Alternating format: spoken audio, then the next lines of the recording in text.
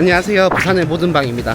저는 지금 여기 해운대 백스코에 나와 있고요. 오늘 여기 2025 부산국제건축제를 한다고 해서 현장에 왔거든요. 이 부산국제건축제는 뭔가 영감을 얻을 수 있는 그런 느낌이 될 것 같다는 생각이 들더라고요. 그래서 지금 이 현장에 왔고요. 제가 올해 초에 그 스페인으로 여행을 간 적이 있었거든요. 그때 이 가우디가 지은 뭐 성당이라든지 카사밀라, 카사바트 이런 것들만 봐도 와, 잘 지은 건축물 하나가 이 대대손손 먹여 살릴 수 있는 관광 콘텐츠가 될 수도 있겠다는 생각이 들고, 그리고 그 건축물 하나로 그 나라의 문화나 경제력을 표현할 수 있는 장치가 된다는 생각이 들더라고요.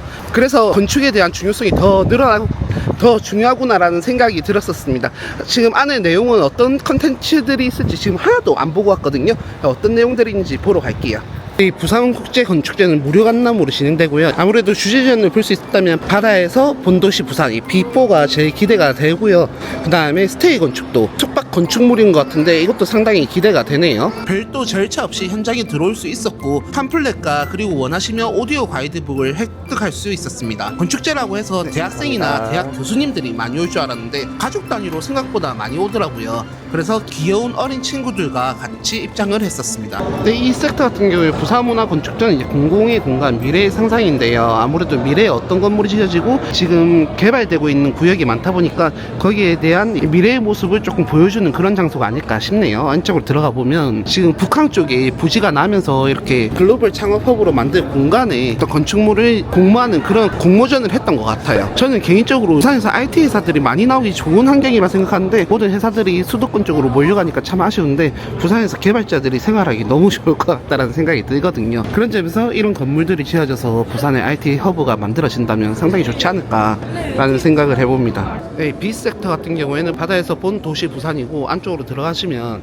저는 이 용도 사람으로서 조금씩 사라지는 용도의 매력이 아쉽긴 하거든요. 하지만 연어처럼 제가 용도로 언젠가 들어갈 거라 생각하는데, 이 부산 경관 기록화 사업이 이렇게 진행된다면 제 옛 추억을 꺼집어내서 가끔씩 이제 힘이 들 때 좀 돌이켜볼 수 있는 시간을 가질 수 있지 않을까라는 생각을 해보네요. 정관도 2010년에 비교하면 진짜 많이 바뀌었다 이겠죠. 그리고 해운대 같은 경우에도 이렇게 높은 층의 건물이 2010년도만 해도 없었는데 15년 지난 지금은 엄청난 스카이라인을 형성하고 있고 앞으로 건물이 더 올라갈 것으로 보이죠. 이 센텀 수영 강변은 그전에 그냥 평화로운 강이었다면 이 영화의 전당이라든지 각종 문화 업체들이 있다 보니까 뭔가 문화 특구 같은 그런 느낌이 있네요. 북한 쪽에서 용도랑 이 간만보도 쪽을 파노라마로 찍은 것 같거든요.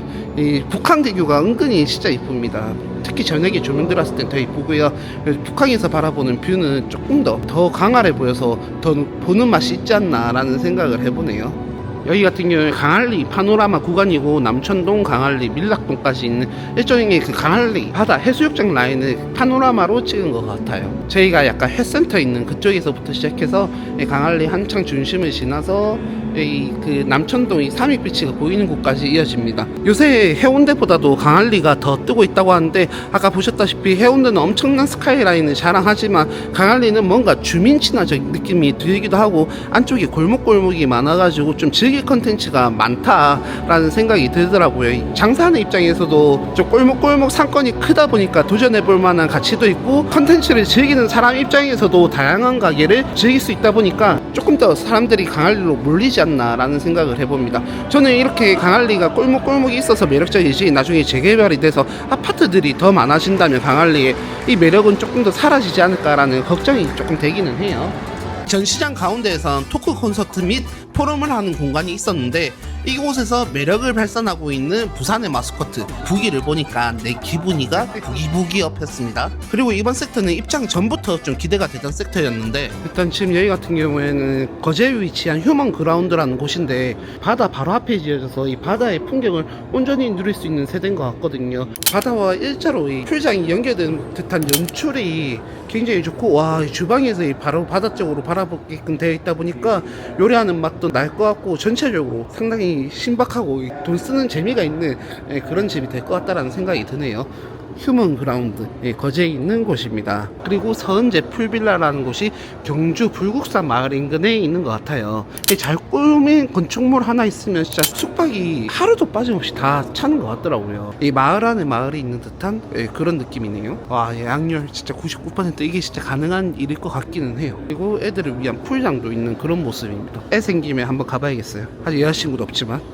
네, 여기는 서효정 건물이라는 외관 모습이고요. 진짜 예전 느낌 물씬 나는 그런 구조의 집이죠. 겉에 울타리가 쳐져 있고 안쪽으로 방이 있는 그런 구조고, 이 뒤쪽으로 내부 모습이 보이고 있습니다. 이곳 역시 경주에 있다고 하고요. 계량 한옥집을 리모델링 한 곳인 것 같네요. 이런 리모델링된 한옥집 같은 경우에는 하루가 아니라 한 2, 3일 연박으로 묵어서 시간에 따라 투영되는 햇살의 변화를 즐기는 재미가 있는 것 같더라고요. 돈이 없어서 해보지 못했지만 그런 느낌이 있을 것 같은데, 지금 여기 같은 경우에는 안쪽에 특히나 이렇게 발을 담글 수 있는 공간까지 있다 보니까 그냥 멍하니 시간을 낭비하는 그런 재미도 있을 것 같습니다.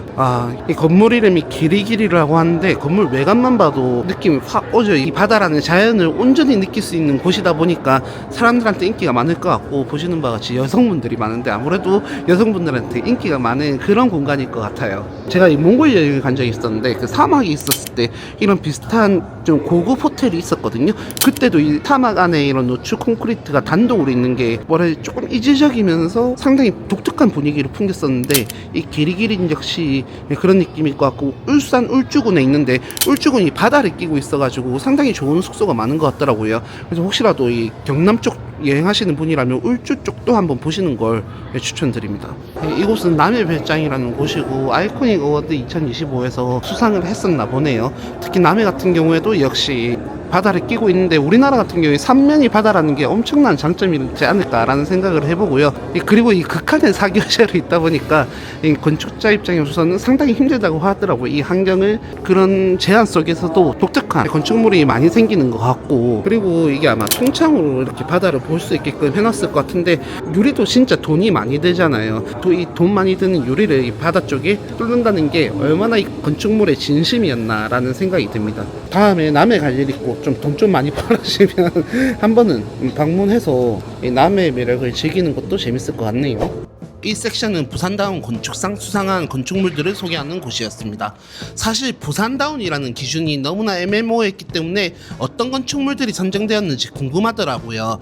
제일 먼저 눈에 띈 건 주식회사 CSTC 사무동 리모델링이었습니다. CSTC라는 회사를 이번에 처음 알았는데 신발에 사용되는 플라스틱 사출 부품을 제조하는 곳이라고 하더라고요. 회사 이름뿐 아니라 만드는 거 모두 생소한 곳인데, 기존 공장 단지로 이용하던 곳들을 사무동으로 리모델링하는 작업의 일환으로서 건물 리모델링을 했다고 하더라고요. 같은 위치에 같은 면적을 차지하는 공간이지만 그 공간의 목적에 따라 리모델링 했다는 점이 마치 사람들이 TPO에 따라 옷을 입는 것과 좀 비슷하구나 라는 느낌이 느꼈습니다. 그리고 두 번째로 본 건물은 연제구에 있는 부산 돌봄 빌딩이었습니다. 이 건축물은 장려상을 받았다고 하는데, 아무래도 건물의 이런 곡선과 직선이 조화가 된 게 상당히 인상이 깊고, 특히나 이런 주차장 확보도 하면서 이렇게 창의적인 건축물을 짓기가 요새 쉽지 않은 것 같더라고요. 그런 의미에서 부산 돌봄 빌딩은 상을 받을만 하지 않았나라는 생각을 해보네요. 지금 이 건물 같은 경우에는 어바네그라는 건물인데 전포동에 위치해 있다고 하거든요. 제가 이 건물을 그 태박이님 유튜브에서 본 것 같은데 상당히 비싼 부지에 이렇게 고급스러운 건물이 들어온다고 하니까 상당히 신기하더라고요. 실제로 영상으로 내보봤었을 때도 상당히 아름답고 뭔가 철학이 담긴 그런 건물들이었는데, 지금 여기 같은 게 숙소로도 이용하실 수 있다고 하니까 이 특별한 하루를 보내시고 싶으신 분들은 이쪽에 한번 찾아보셔서 묵어보시는 것도 하루가 의미있게 돈 쓰는 맛이 있지 않을까라는 생각을 해봅니다. 귤에 있는 열린 도서관이라고 하는데요, 말 그대로 진짜 열려있는 듯한 느낌이 많이 들고, 특히 유리로 창이 많이 나 있다 보니까 사람이 입장하는 데 있어서 되게 반감이 적을 것 같아요. 아, 사람들 저기 앉아있네? 나도 저기 앉아있을 수 있겠구나 라는 생각이 들게끔 공간 구성을 하지 않았나 라는 생각이 들고, 저는 이런 공간들이 좀 다수가 많이 접할 수 있는 공간이어야 된다고 생각을 하는데, 제 생각에 딱 맞는 그런 건물이지 않나 라는 생각을 해보네요. 그리고 한쪽편엔 어린이들이 체험할 수 있는 공간이 있었는데, 이곳에 자녀들과 함께 온 가족들이 많이 있더라고요. 여기서 자녀들과 같이 시간 보내면서 교육적으로도 유익한 시간을 보낼 수 있겠다라는 생각이 들었습니다. 네, 저는 이 부산국제건축제 다 보고 나왔거든요. 좀 아는 만큼 보인다고 제가 아는 게 더 많았으면 더 유익하고 더 재밌었을 것 같은데, 그러지 못해서 조금 아쉽긴 하지만 그래도 충분히 볼거리 많고 즐길거리 많았던 그런 건축제였던 것 같습니다. 그리고 나올 때 보니까 여기 오디오 가이드북을 들을 수가 있더라고요. 그래서 그걸 들으면서 건축제를 즐기신다면 좀 더 양질의 정보를 습득할 수 있고 뜻깊은 시간이 되지 않을까 싶네요. 지금 행사 기간이 얼마 남지 않은 데다가 제가 영상이 올라가는 시점이 아마 2025 국제건축제 행사가 끝나고 영상이 올라갈 것 같은데, 혹시라도 다음번에 이 국제건축제를 한다라는 소식을 접했을 때 반드시 참석을 하셔가지고 즐기신다면 좋을 것 같다라는 생각이 드네요. 네, 그럼 이것으로 이번 영상을 마치도록 하겠고요. 여러분들의 좋아요와 구독은 큰 힘이 되니까 꼭 하셔가지고 앞으로 어떤 곳에 어디로 가는지 또 어떤 집들을 소개하는지 구경하셨으면 좋겠습니다. 네, 감사합니다.